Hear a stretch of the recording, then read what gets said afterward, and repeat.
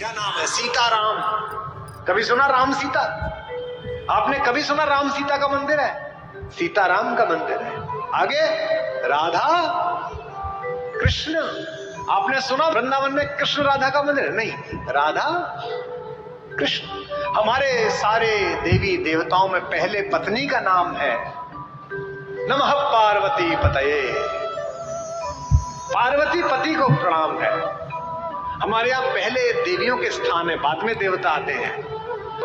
दुनिया की पहली जज भारत की महिला हुई।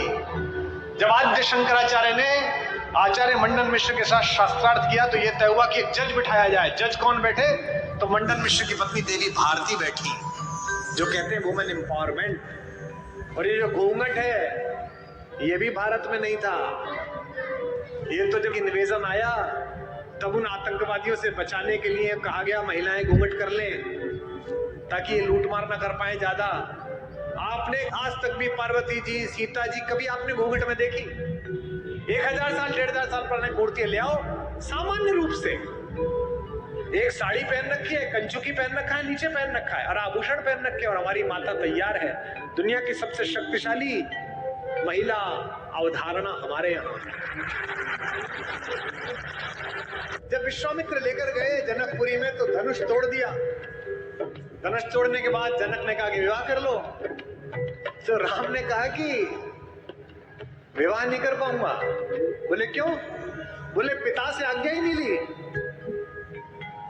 तो विश्वामित्र ने कहा कि तुम्हारे खानदान में तो 3-4 शादियां होती हैं, एक शादी यहां कर लो, अगली शादी पिताजी के कहने से कर लेना।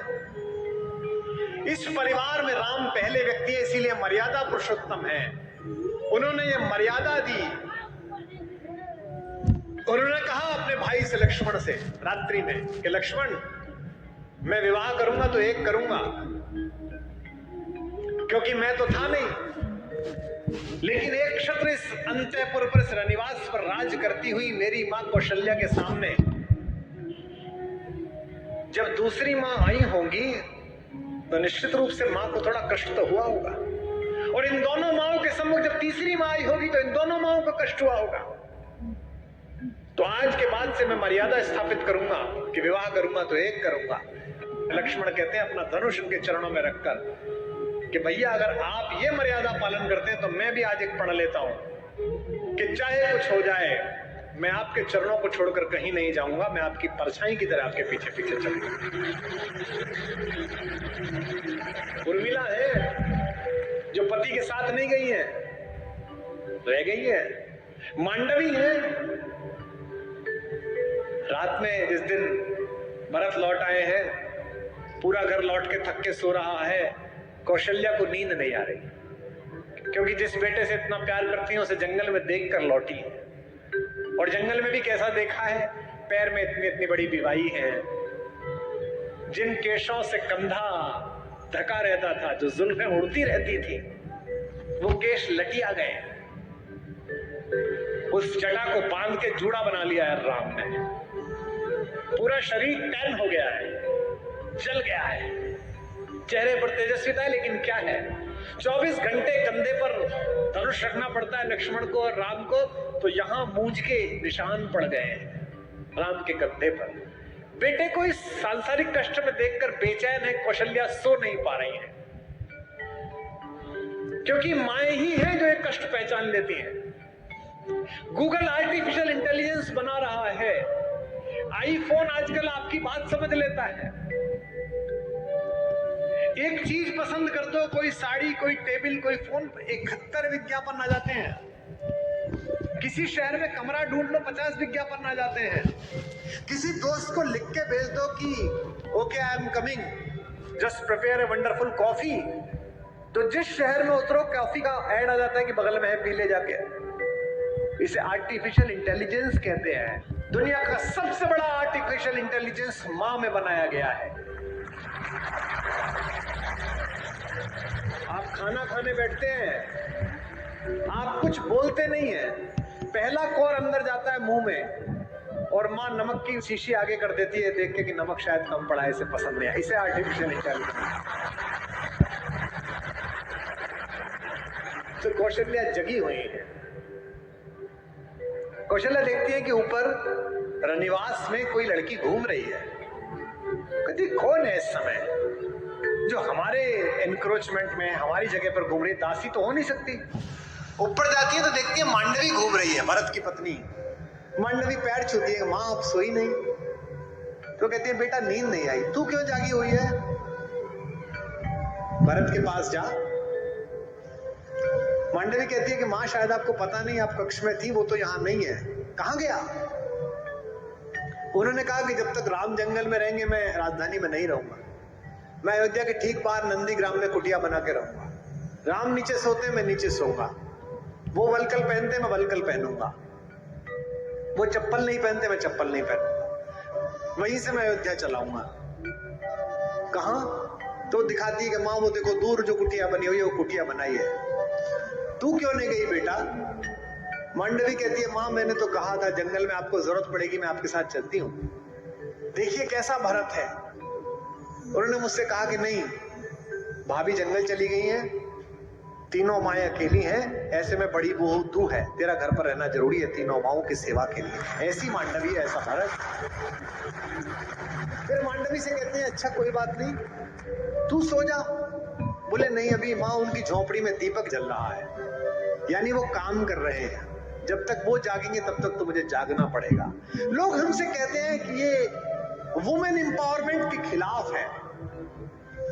तुमसे कभी कोई कहता मिले कि हिंदुस्तान वुमेन एम्पावरमेंट के खिलाफ था तो इन्हें सदा बताना।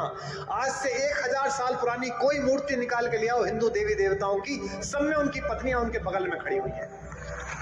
ऐसा कोई देवता नहीं मिलेगा जो अपनी पत्नी की बिना सवाल। हिंदुस्तान के देवताओं के नाम क्या है? भारत के देवताओं के क्या नाम है? सीता राम। कभी सुना राम सीता? आपने कभी सुना राम सीता का मंदिर है? सीताराम का मंदिर है।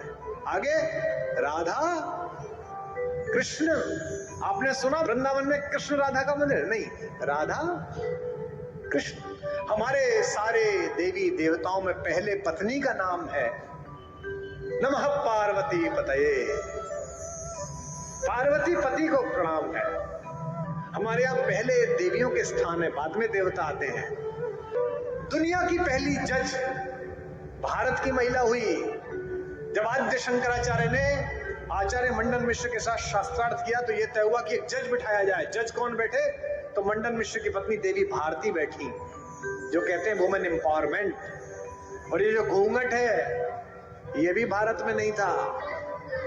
ये तो जब इन्वेजन आया तब उन आतंकवादियों से बचाने के लिए कहा गया महिलाएं घूंघट कर लें ताकि ये लूट मार ना कर पाए ज्यादा।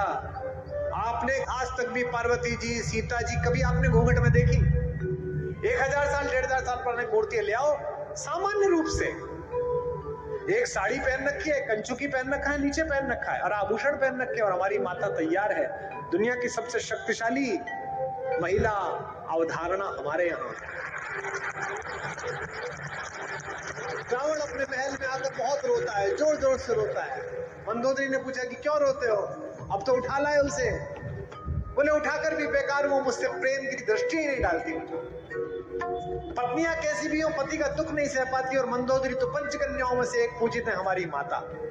माता मंदोदरी ने कहा कि अच्छा बात तो दुष्टतापूर्ण है, पर तुम्हें कष्ट ना हो इसके लिए तुम्हें एक सलाह दे रही हूं। तुम तो मायावी हो, एक काम करो, कल राम का रूप बना के उसके सामने जाना, वो राम समझ के तुम्हें प्रेम कर लेगी। इस पर रावण और फूट फूट कर रोने लगा।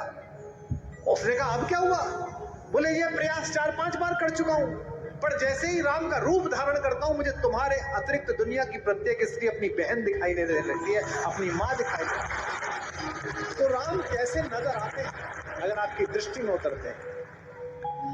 उनके चरणों में ही सुख के चारों धाम नजर आते हैं।